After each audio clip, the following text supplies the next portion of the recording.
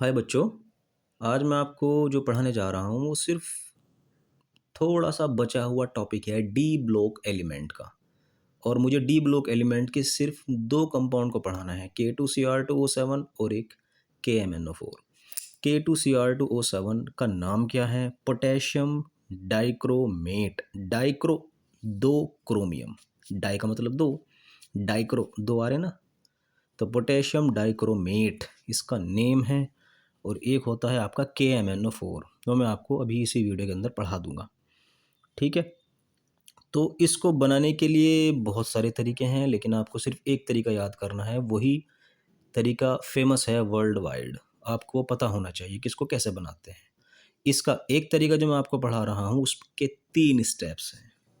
सबसे पहले आपको पता होना चाहिए ये चीज़, FeCr2O4। ये एक और है, और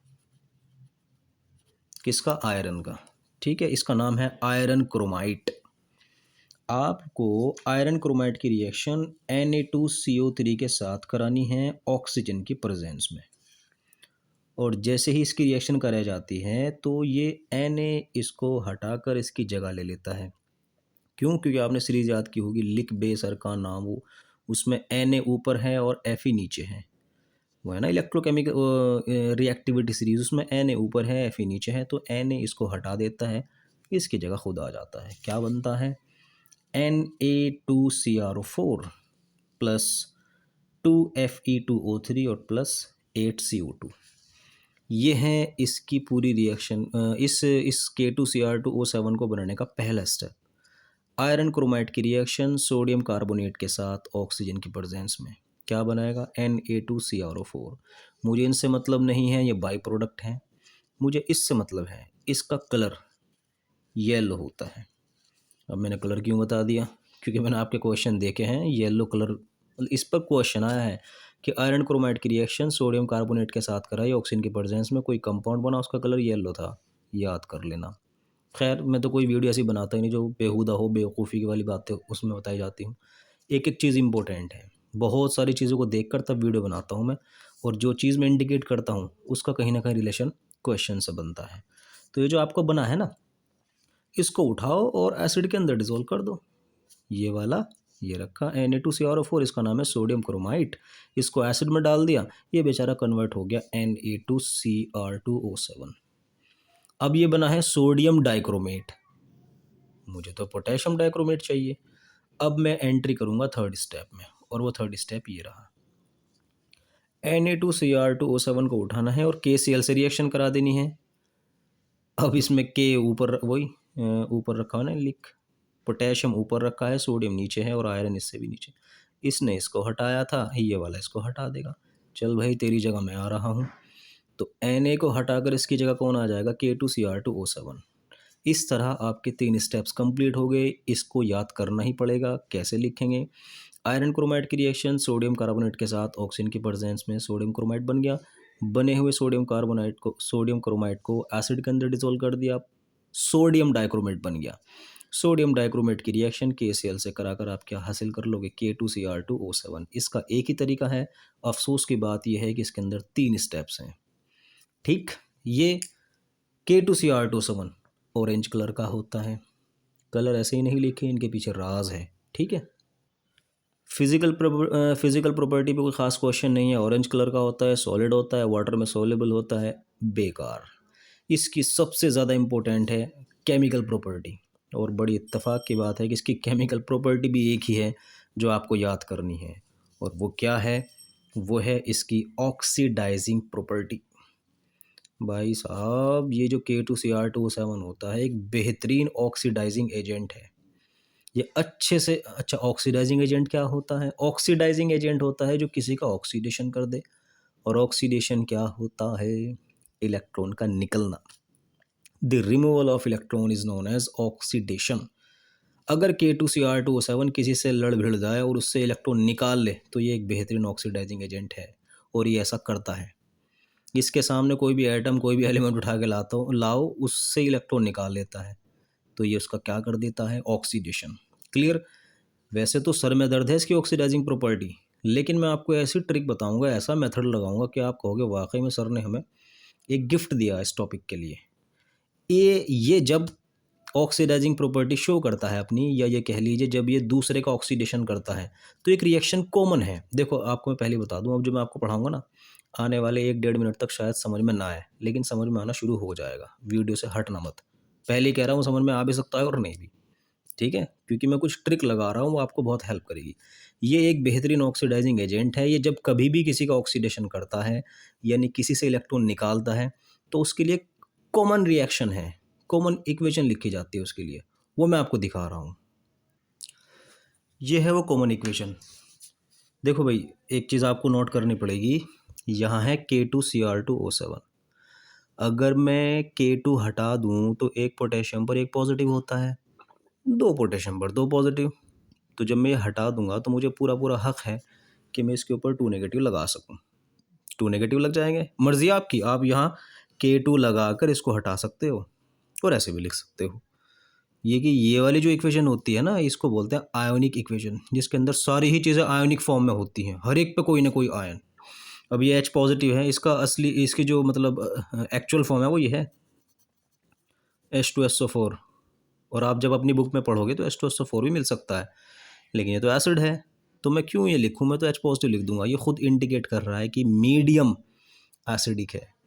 तो K2Cr2O7, के नहीं लगा रहा हूँ, आप समझ जाना, ठीक है। K2Cr2O7 एसिडिक मीडियम में इतने इलेक्ट्रॉन निकालता है, 6। किससे? जिसका ऑक्सीडेशन कर रहा है। जिस किसी का ऑक्सीडेशन करेगा वो किसी न किसी चीज़ में बदलेगा, उसको यहाँ लिख देना। ये चीज़ भी कॉमन, ये चीज़ भी कॉमन। अब किस किस का ऑक्सीडेशन करता है, क्या लैंग्वेज बनेगी इसकी, मैं आपको एक लिस्ट दे रहा हूँ, वो आपको पता होना चाहिए। ये चीज़ जो K2Cr2O7 है वो इन सब का ऑक्सीडेशन करता है। ये रहा Fe2 पॉजिटिव का Fe3 पॉजिटिव है।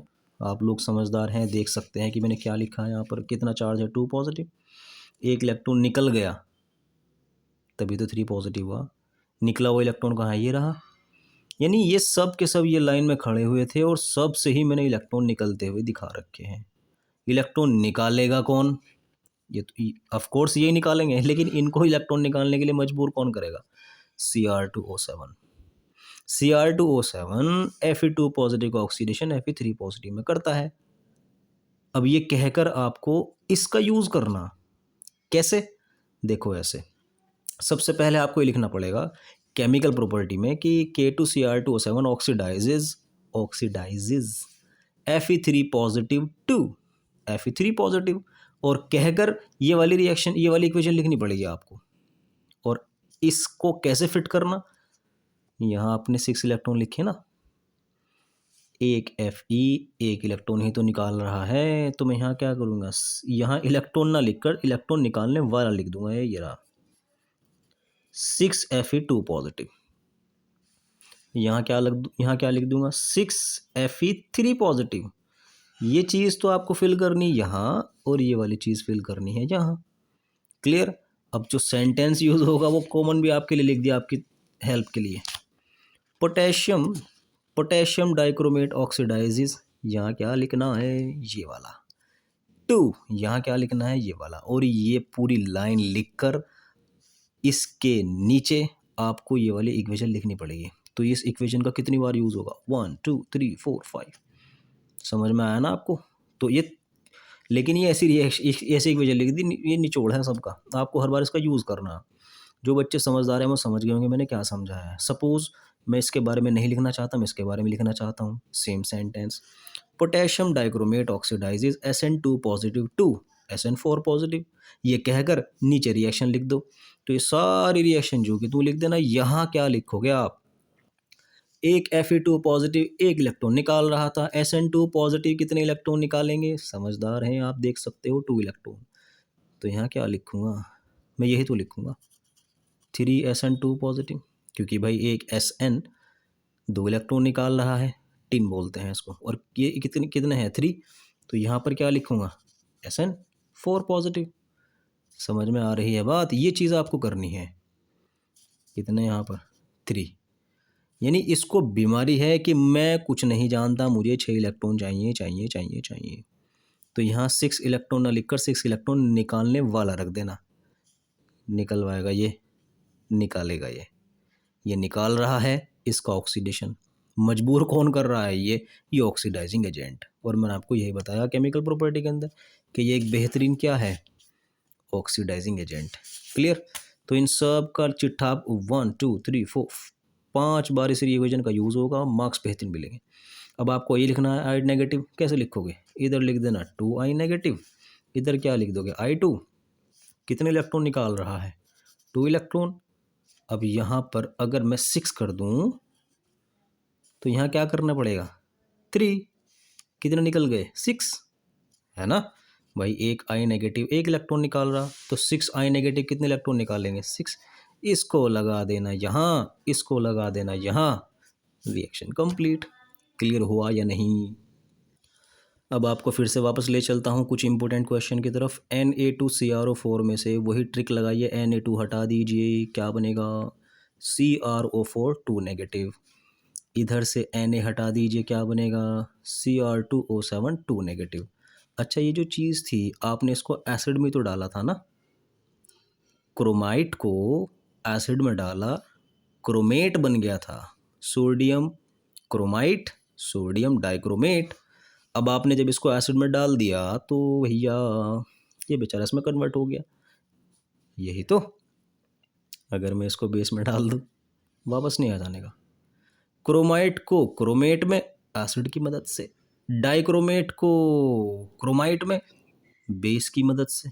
ये कन्वर्जन बहुत इंपॉर्टेंट है, इस पर बहुत क्वेश्चन आते हैं। अच्छा, एक बात और, जब आप इसको एसिड में डाल रहे हो, H पॉजिटिव जो इंडिकेट कर रहा है, एसिड जो एसिडिक सोल्यूशन होते हैं उनकी pH क्या होती है? यही तो होती है। और बेसिक की क्या होती है? pH more than 7।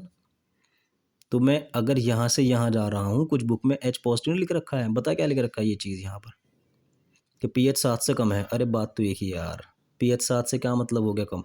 एसिडिक है सोल्यूशन तो ये इधर से इधर जाएगा, pH बढ़ा दिया आपने, ये इधर से इधर आ जाएगा। तो ऐसे भी क्वेश्चन करता है कि क्रोमाइट और डाइक्रोमेट के कन्वर्जन में pH के इफेक्ट को एक्सप्लेन करो, कर दिया। ये है आपका निचोड़।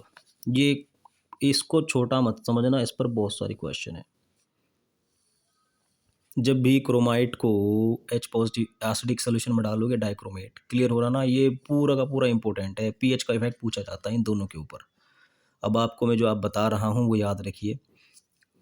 कौवा जो होता है, कौवा, उसे क्या बोलते हैं? क्रो। ट्रिक लगा रहा हूँ मैं, क्रो। कौवे ने एसिड को क्या बोलते हैं? उसमें क्या नाम है हिंदी में? तेज़ाब। कहता है ना मेरे पेट में तेज़ाब बन रहा है, एसिडिटी हो रही है, मन एसिड बन रहा है। तो क्रो ने एसिड पिया। अब एसिड तो ऐसा होता है जैसे पानी, लेकिन उसको क्या पता कौवे को कि वो एसिड पी रहा है कि पानी। उसने जब पूरा पी लिया वो बेचारा मर गया। मरने को क्या बोलते हैं? डाई। क्रो ने एसिड पिया, डाइक्रो मरा हुआ कौवा, डाइक्रो मरा हुआ। क्रो कौवा, क्रो ने एसिड पिया, डाइक्रो, दो क्रोमियम है ना, तो क्रो ने एसिड पिया, डाइक्रो में कन्वर्ट हो गया, मरे हुए कौवे में कन्वर्ट हो गया। कब? जब कौवे ने एसिड पिया, तभी तो यह हादसा हुआ। डाइक्रो मरा हुआ कौवा, इसका याद कर लो, इसका खुद याद हो जाएगा, क्योंकि दो तो चीज़ हैं ही, तो क्यों ना एक की कोडिंग याद कर ली जाए। ये बहुत इंपॉर्टेंट है, मैं बार बार बोल रहा, इसको कम मत समझना। ये आपका टॉपिक कंप्लीट हो गया। अब है इसकी स्ट्रक्चर कैसे बनती है। CrO4 में क्रोमियम के साथ कितना ऑक्सीजन है? 4। इसकी टेट्राहेड्रल शेप होगी कुछ ऐसे, ये रही आपकी टेट्राहेड्रल शेप। क्रोमियम है, double bond double bond double bond double bond. ओहो, इस पर नेगेटिव आ जाएगा, क्योंकि ये दो नेगेटिव है ना, ये दोनों नेगेटिव इन इन ऑक्सीजन पर हैं। तो इस पूरी को बोलते हैं टेट्राहेड्रल शेप। जैसे CH4 की स्ट्रक्चर होती है, टेट्राहेड्रल है। तो इसके क्या इसके साथ क्या हादसा होगा? Cr2O7। इसकी स्ट्रक्चर कैसी होगी? इसमें एक तो टेट्राहेड्रल ये हो गया, जैसे ये बनाई मैंने ऐसे ही तो है, ये एक टेट्राहेड्रल वो हो जाएगा, ठीक। और ये आपस में जुड़े रहेंगे, ये रहे। एक टेट्राहेड्रल ये एक दो टेट्राहेड्रल यूनिट होती हैं इसके अंदर, डाइक्रोमेट के अंदर, और इसके अंदर एक ही टेट्राहेड्रल। यहाँ तक कोई प्रॉब्लम तो नहीं है आपको?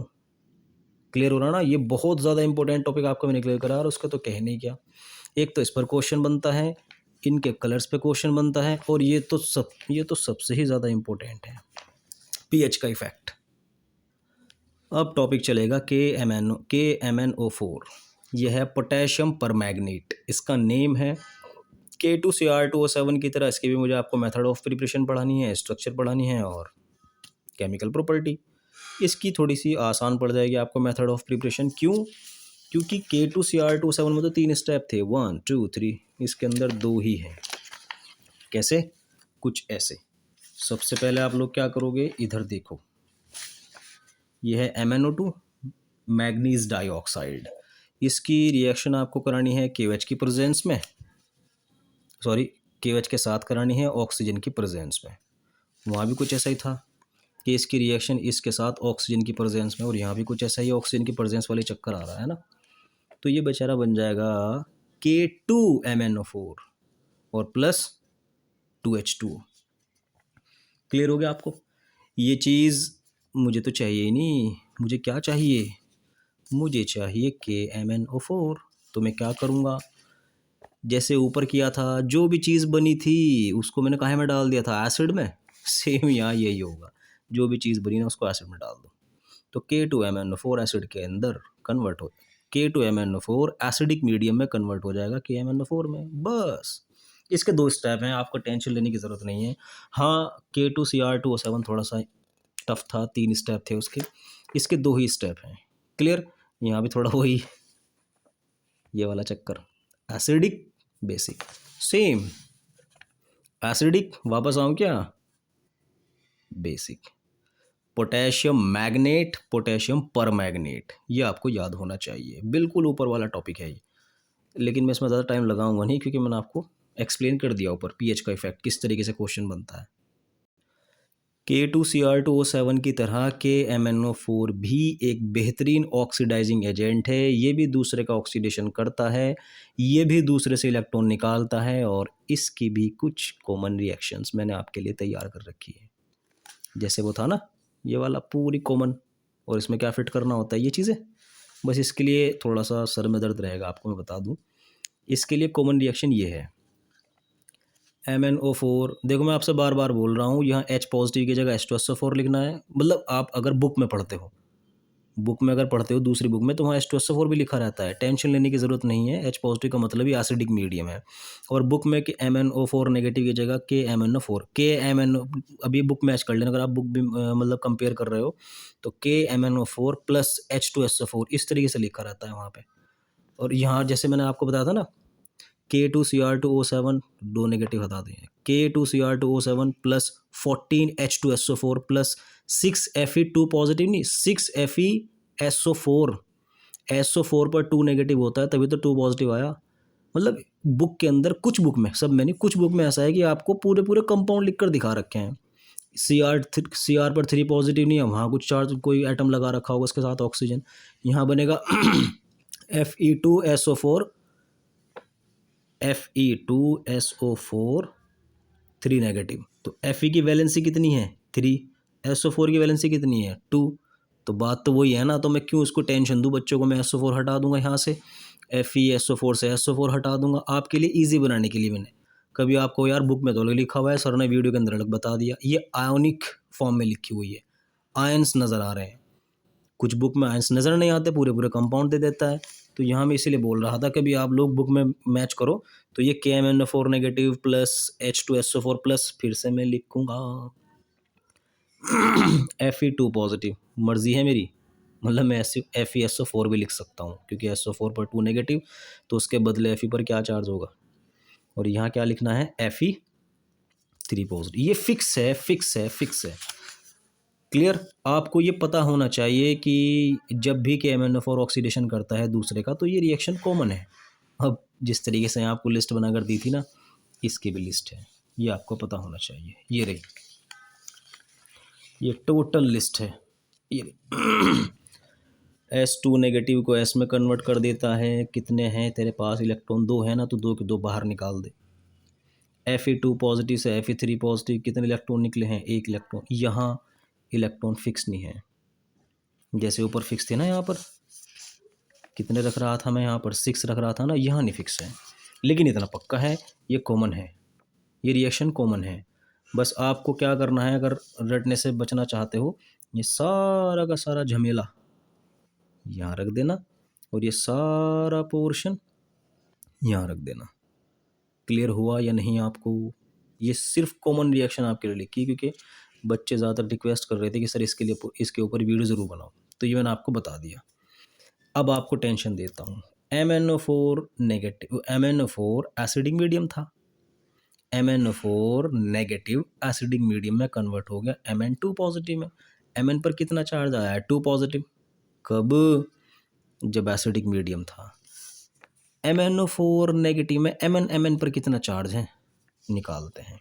Mn की जगह क्या रख दूंगा? X प्लस 4 ऑक्सीजन है, हर एक ऑक्सीजन पर कितना चार्ज है? -2। और ये जो चार्ज होता है किधर चला जाता है? -1। तो X इज इक्वल टू कितना आ रहा है? ये तो -8 हो गया, इधर जाकर क्या हो जाएगा? +8 -1 कैंसिल हो गया, कितना बचेगा? तो यहाँ Mn पर है +7। ये जो नेगेटिव है ये पूरे पर है, मैं आपको बात कर रहा हूँ Mn की। तो Mn पर +7 था, +2, कितना फ़र्क आया? 5 का। ठीक है। अब ज़रा आप अलग चीज़ देखो, ये जो KMnO4 है ये K2Cr2O7 से आसान तो है मेथड ऑफ प्रिपरेशन में, लेकिन मुश्किल है केमिकल प्रॉपर्टी में। उसकी केमिकल प्रॉपर्टी आसान थी, मेथड बड़ा ख़तरनाक था, 3 स्टेप। लेकिन इसकी केमिकल प्रॉपर्टी टफ क्यों है? अब आपको पता लग जाएगा, क्योंकि कंडीशन देकर एग्जामिनर क्वेश्चन पूछता है। अरे भाई वो MnO4 ज़रा एसिडिक मीडियम में लेकर आओ। बच्चों याद रखना, Mn पर +7 है तो +2 ही मिलेगा जब ये ऑक्सीडाइजिंग एजेंट की तरह यूज़ हो रहा होगा एसिडिक मीडियम में। अब मैं कंडीशन चेंज कर देता हूँ, मैं लेकर आता हूँ न्यूट्रल, माने मैं H पॉजिटिव की जगह क्या लिखूंगा? H2O। न्यूट्रल कंडीशन में जब ये ऑक्सीडाइजिंग एजेंट की तरह बिहेव करता है तब क्या हादसा होता है? तब ये हादसा होता है MnO4 नेगेटिव, जहाँ आपने भी थोड़ी देर पहले H पॉजिटिव लगाया था, अब क्या लगा दिया? H2O। यहाँ क्या लिखना है? ये चीज़ Mn4 पॉजिटिव। देखो अभी थोड़ी देर पहले क्या था? Mn पर 2 पॉजिटिव पढ़ाया था ना, ये बहुत इंपॉर्टेंट है, इसको हल्का मत समझना। यहाँ 2 पॉजिटिव मिलेगा अगर MnO4 एसिडिक मीडियम में यूज़ हो रहा होगा। न्यूट्रल मीडियम में Mn पर कितना चार्ज आता है? 4। इसको यहाँ रख दो, इसको यहाँ रख दो। फ़र्क समझ में आना आपको?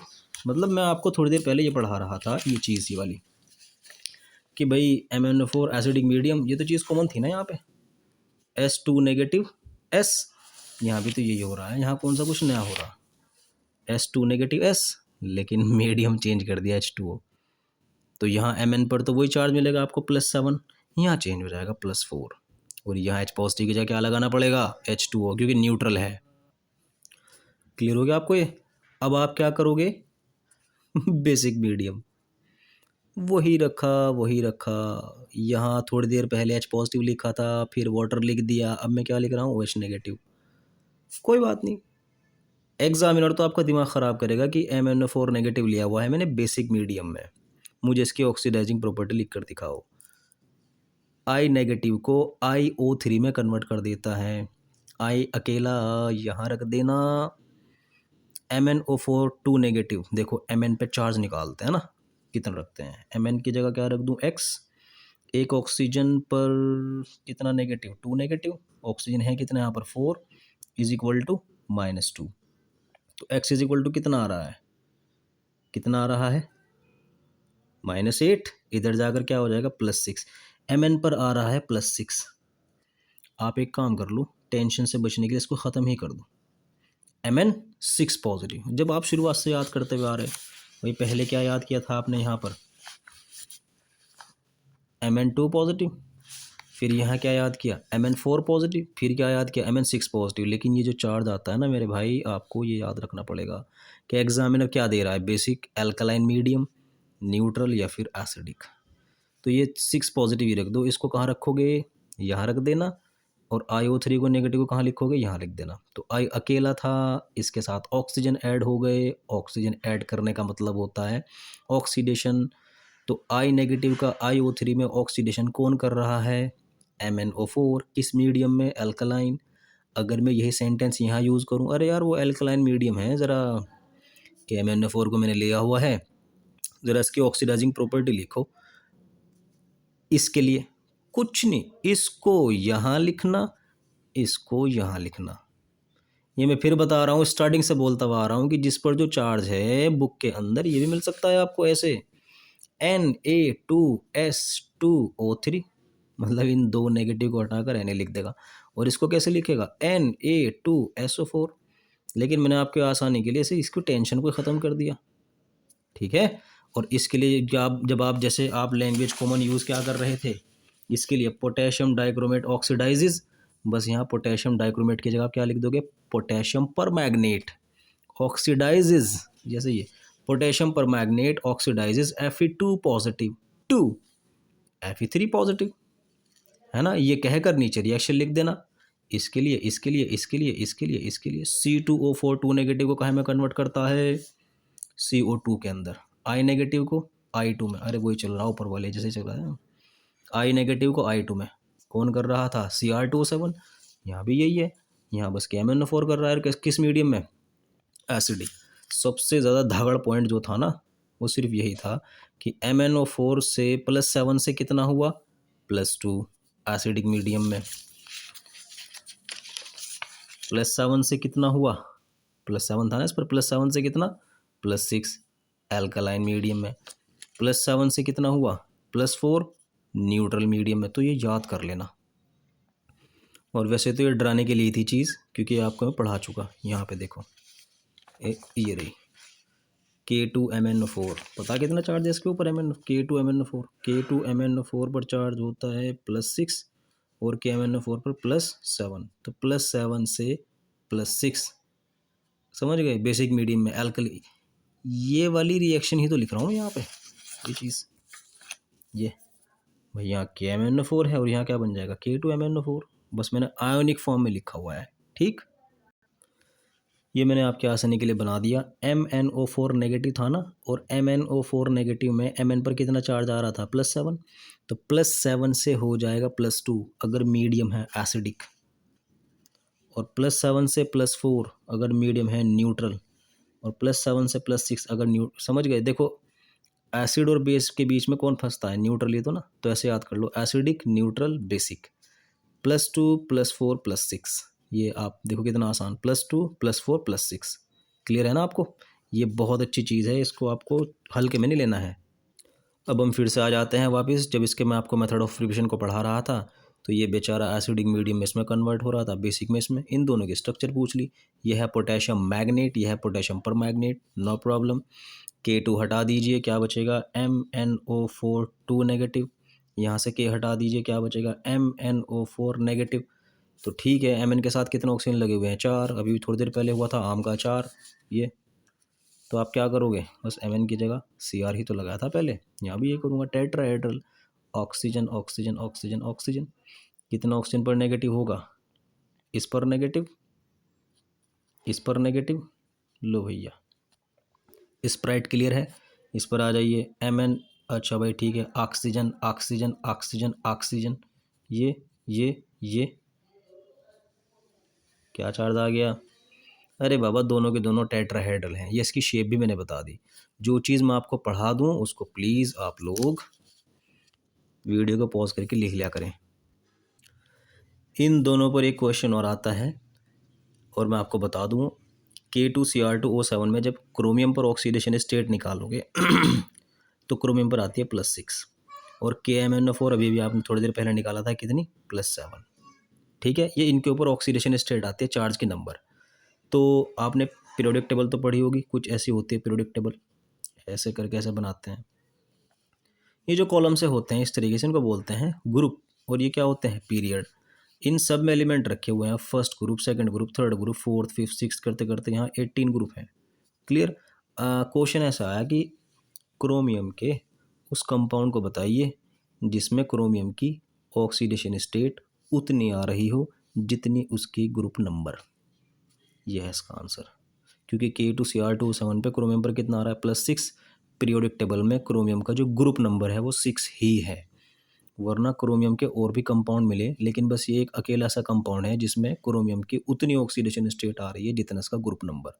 सेम क्वेश्चन इसके लिए, यही क्वेश्चन इसके लिए है कि Mn के उस कंपाउंड को बताइए जिसमें Mn की ऑक्सीडेशन स्टेट उतनी आ रही हो जितना इसका ग्रुप नंबर।